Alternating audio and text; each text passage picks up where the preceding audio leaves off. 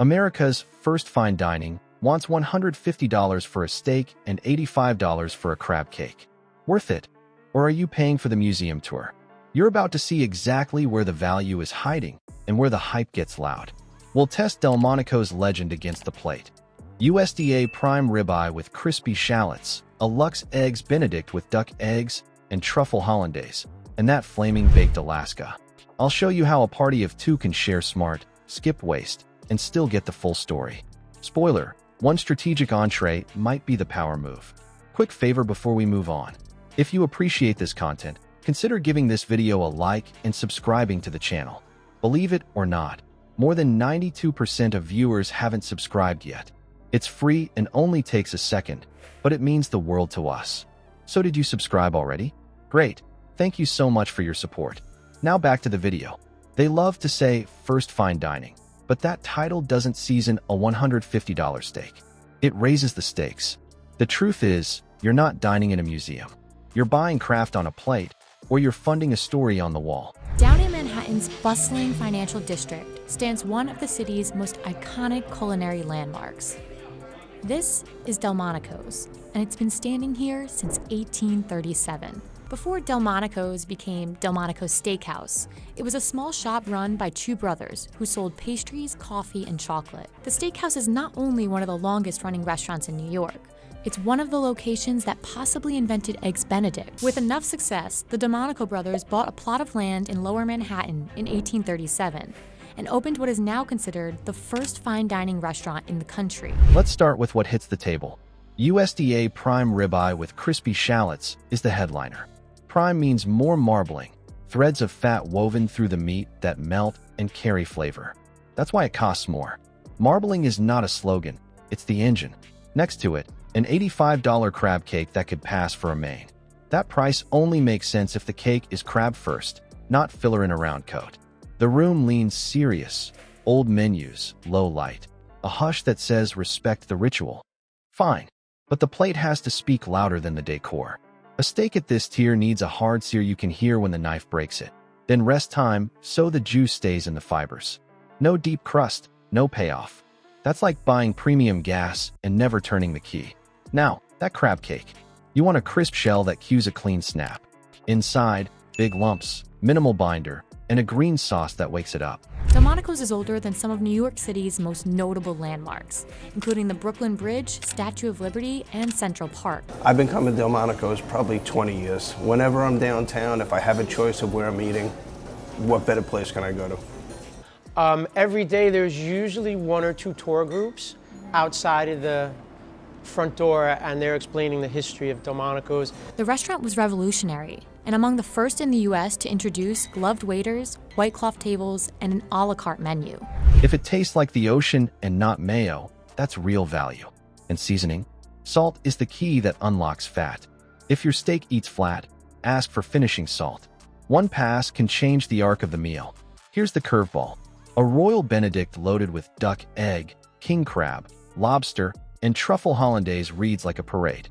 Duck yolk runs richer, king crab brings punch. But truffle is loud. It bulldozes the soft notes fast if you don't control it. So the signal is simple. Technique plus restraint equals worth. The steak earns the rate when sear and salt line up. The crab cake proves itself when it's crab forward. The Benedict is theater, fun if tuned right, not essential.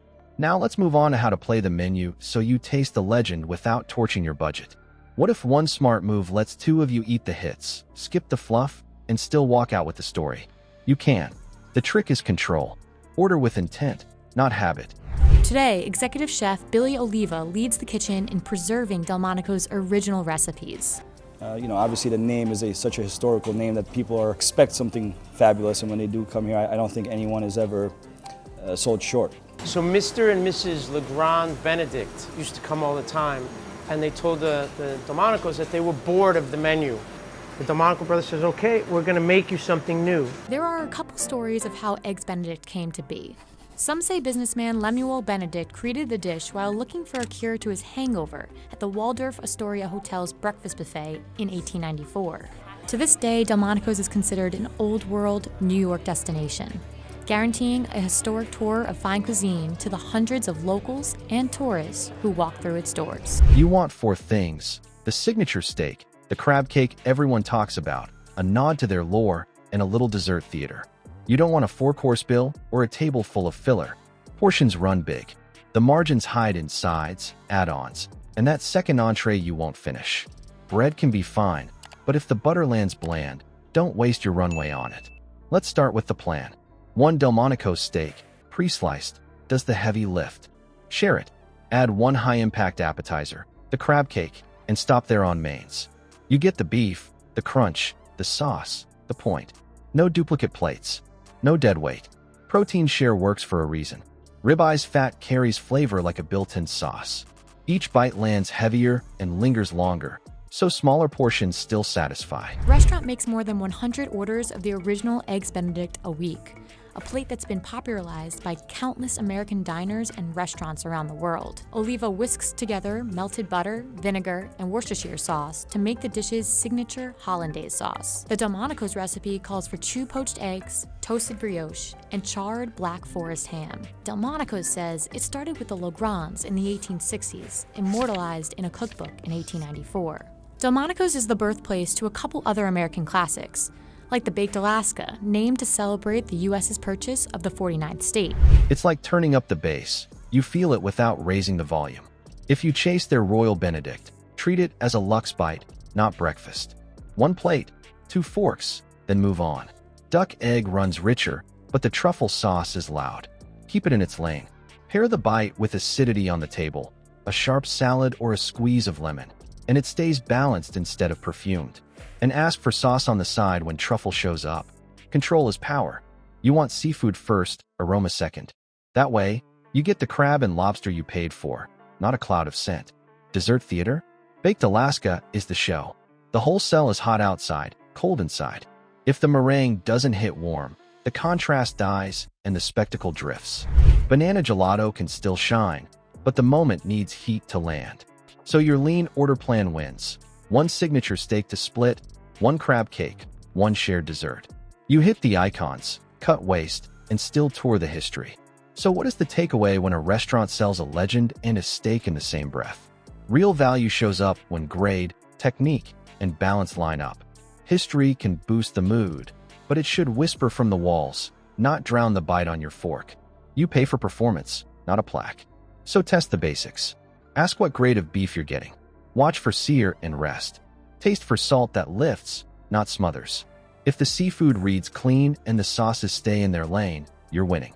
If this gave you something to chew on, hit like, subscribe, and share it with someone planning a special dinner.